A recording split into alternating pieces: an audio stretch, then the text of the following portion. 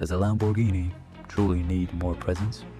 Most people will say no, but for the elite, standard is just another word for invisible.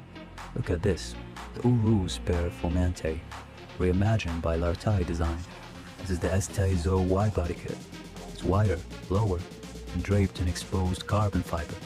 Notice the depth of this midnight violet finish. It doesn't just catch the light, it absorbs it. This isn't an SUV, it's a $1 million weapon of street presence. Inside, the story gets even more intense.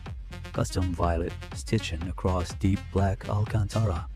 Carbon fiber accents on every touch point. This cockpit wasn't built for a commute, it was built for a commander. This is what austere aura actually feels like. While everyone else is looking at a standard Brabus G-Wagon, this Larte Design monster is playing a different game. It has more aggression, more detail, and undeniably more soul. Be honest, is this the ultimate hyper SUV? Or is the purple too much? Tell me in the comments. Subscribe to Car TV to experience the most commanding machines on earth.